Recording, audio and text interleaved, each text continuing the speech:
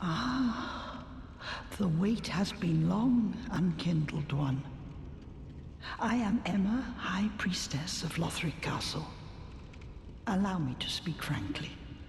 You will not find the Lords of Cinder here. They have left, gone, to their churning homes, converging at the base of this castle.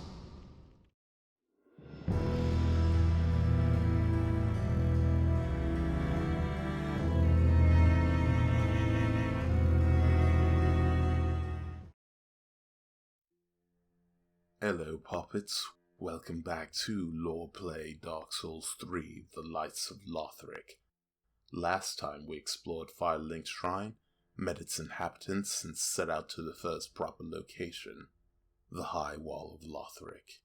Yet we appear in a tiny disused tower with an altar, tiny lord vessel, and coiled sword. Taking a closer look, we can see ashes falling into the lord vessel. Could this be how the Unkindled One teleports between bonfires? On more than one occasion, the Unkindled is referred to as Ash. I suspect the act of teleporting between bonfires deconstructs the champion, reassembling them at the chosen location, whether it be a bonfire or a lord vessel with coiled sword. With the tower seemingly untouched for years, it feels like the lord vessel and sword were hidden, perhaps as a back door for the Champion of Ash. One final point. While there are many replicas of the Lord Vessel throughout the game, this is the only one other than the Shrine Bonfire that's paired with a coiled sword.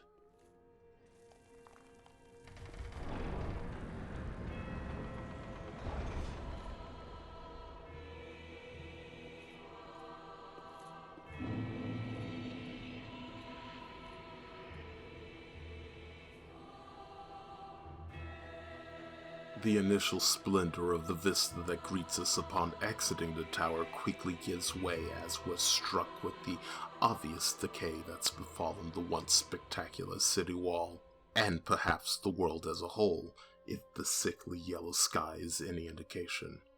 Descending to the battlement below, signs of age and conflict become apparent. Beside the bonfire stand a mass of hollows which have begun transforming into trees, reaching towards the sky. The legs seem to be entwined with an odd black substance. Heading to the right, we discover revenant hollows of the wall guard, crossbowmen, hollow dogs, halberd and great axe-wielding hollows block the rampart to the next battlement. We also find numerous non-aggressive hollows worshipping at the base of other hollow trees. The reverence shown seems to indicate a desire to transform into these trees, or perhaps the trees themselves offer prayer to some higher power and were transformed.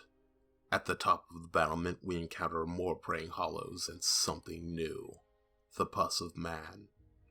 Erupting from the back of a nondescript hollow, a familiar oozing serpentine mass takes form, but this hollow is no champion of Ash unlike Gundare.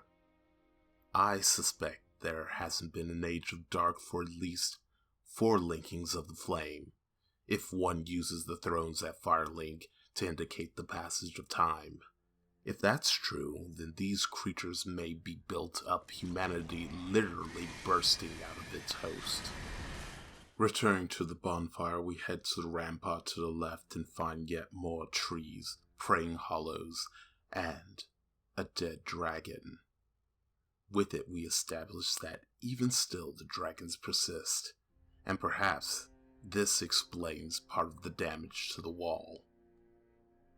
Making our way through the battlement, which perhaps served as a rest area for some of the High Wall's guard, and now marks the dragon's grave, we find ourselves on a lower rampart, and a fork in the road, forward or up.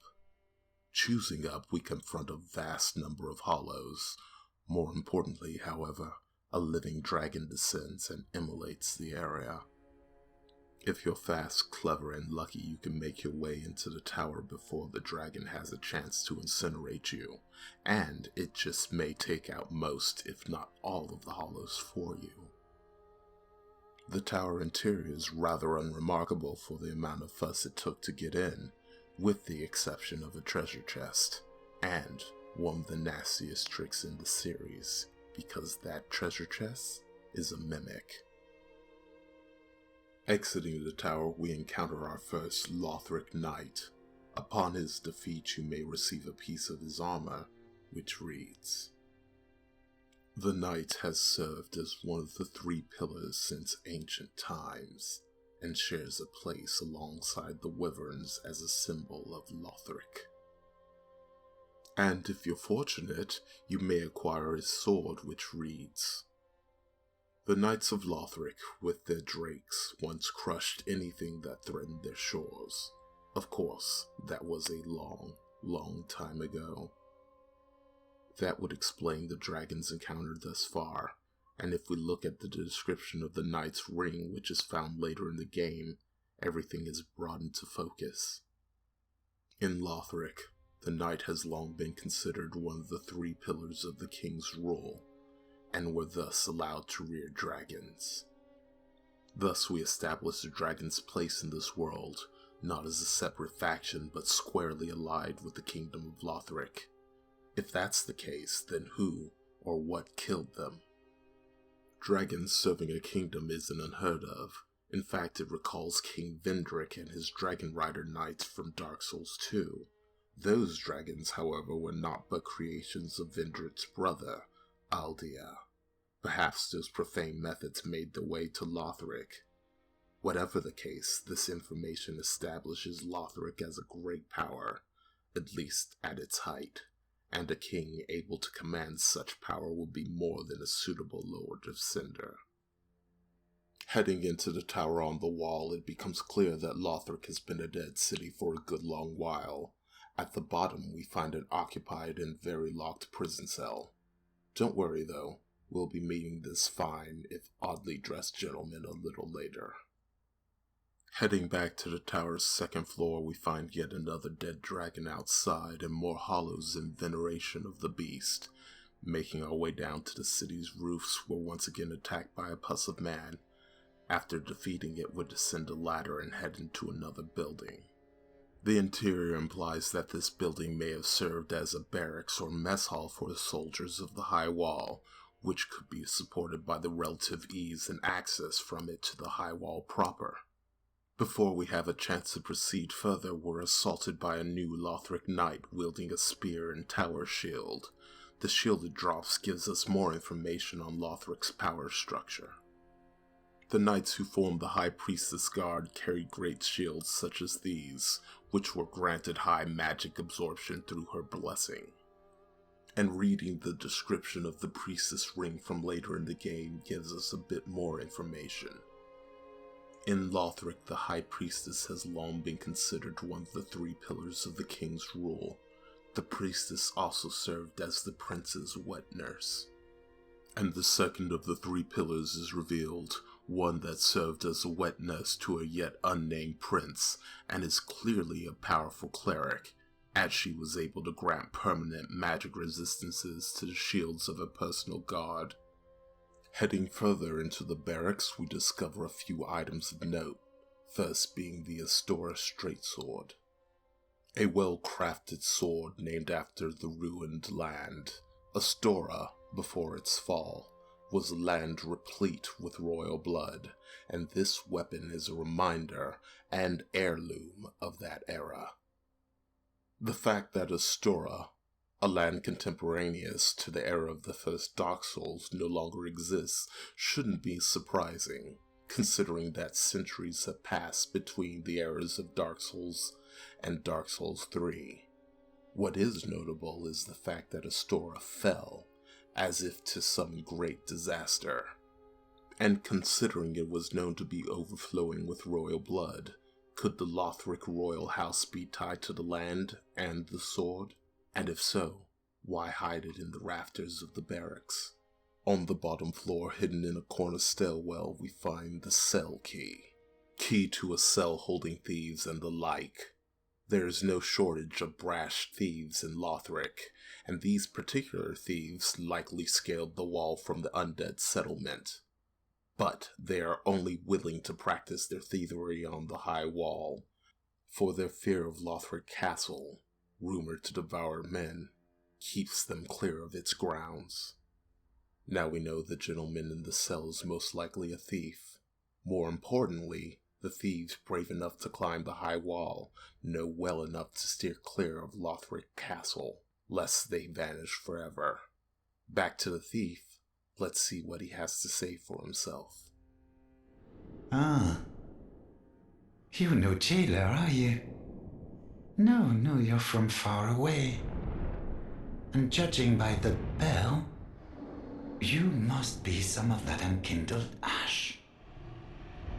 Remarkable. If that's true, then I have a favor to ask. Below the high wall is a musty little town. Not the home of any lord, just a very old settlement of undead. An old woman, Loretta, lives there. Please, give her this ring. I'm not asking for charity. In fact, if you do this for me, I'll be sure to repay you in kind. I may be a petty thief, but I've more wits than most royalty. What do you say then, huh? Very well. I humbly place my faith in you. I am Grey Rat of the Undead Settlement, and I promise to assist you. Give this ring to old Loretta at the base of the high wall. Do your part, and I'll do mine.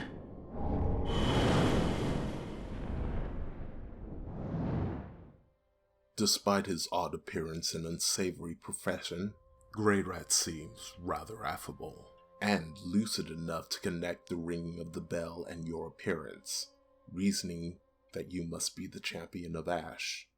He offers his services to you in exchange for returning a blue tearstone ring to Loretta in the undead settlement. Accepting his request causes him to disappear in a puff of ash and cinders. Some people have asked, well, if he could just teleport away any time, why is he still there? The simple answer is because he couldn't. Only after accepting his services is he whisked away to Firelink. This occurs with every NPC found in the game, almost as if you were a king assembling their court, or perhaps, more accurately, a lord. Returning to the rooftops, we finally make our way down to street level and a small alcove littered with the armor of decapitated Lothric knights, and an inhumanly large man reaching for a halberd with a myriad of weapons plunged through his body. Looking at the scene, it's fairly obvious that there was a conflict that resulted in the deaths of the Lothric knights and their assailant. It becomes clear that at some point Lothric was assailed by an outside force, a force powerful enough to require the assistance of the Lothric dragons, a force powerful enough to kill said dragons.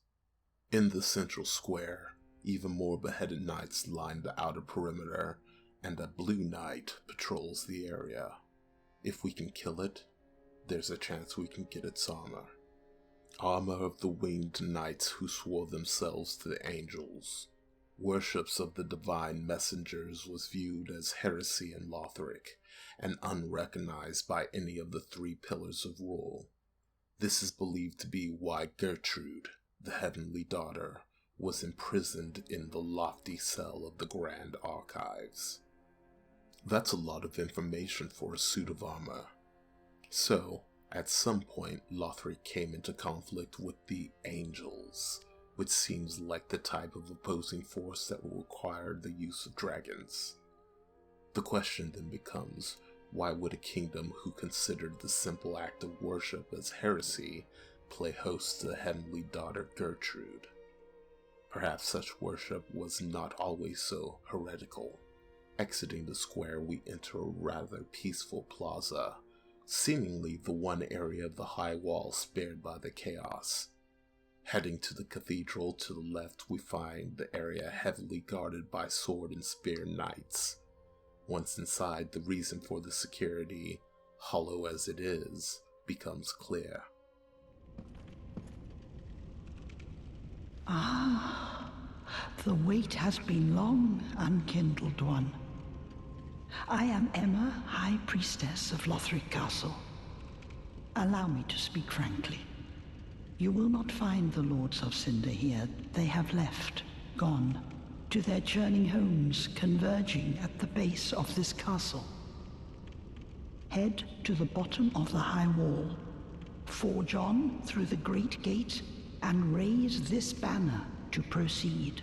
But beware, the dog keeps a close eye on things.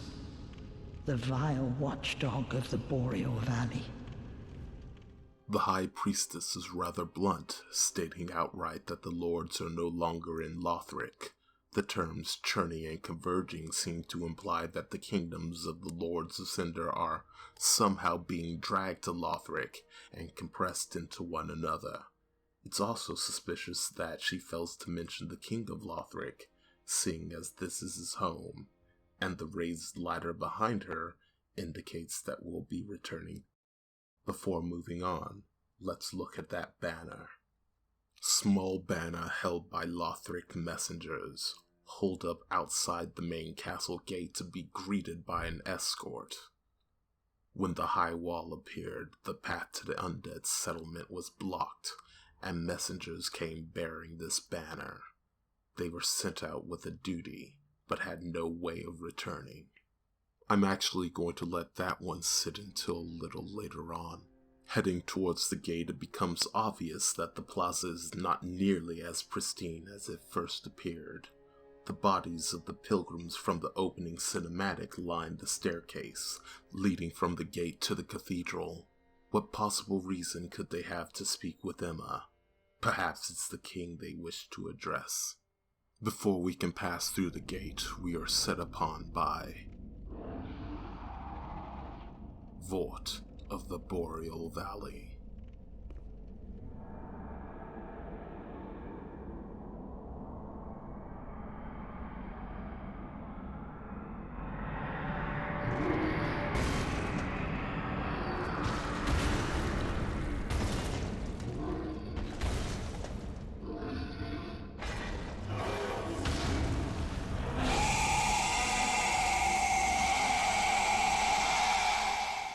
Despite wielding a large mace and wearing heavy plate armor, Vort moves on all fours like a beast and inflicts the status Frostbite, fitting since Boreal is the term for a subarctic climate.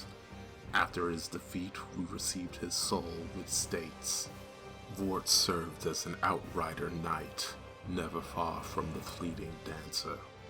His soul can later be transposed into the Pontiff's left eye ring, bewitched ring that Pontiff Sullivan bestowed upon his knights. Knights who peer into the black void are lured into battles of death, transformed into frenzied beasts. No wonder the Pontiff only provides these rings to those dispatched to foreign lands. So, the religious leader of another land seems keen on the goings-on in Lothric. But to what end? And why would he post one of his knights as a guard to keep people in? After passing through the now open gate, we're presented with another grand vista. You may not realize it, but you can see every non-subterranean area of the world from here.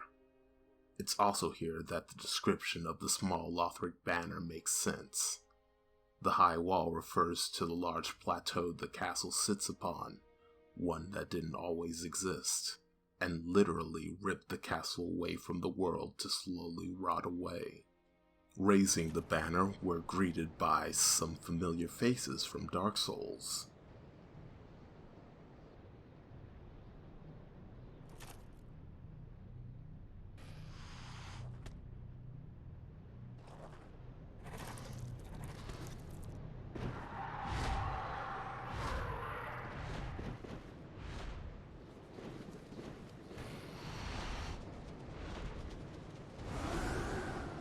In an obvious inversion of the ascent into Anorlando, Kingdom of the Gods in Dark Souls, we are brought from the dying Lothric to the world below, arriving in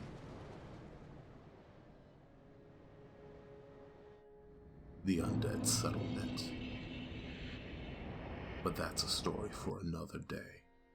Thanks for watching.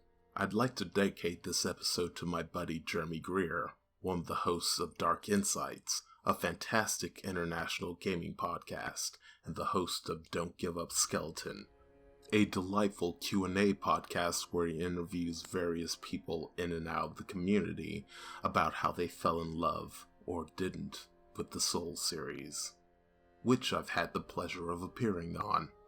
I also wanted to give a shout out to Neo Loki for his help editing the script for this episode. Make sure to check the description below for links. As always, I'm Dr. Faust. Please join me again for the next episode of LorePlay Dark Souls 3, The Lights of Lothric.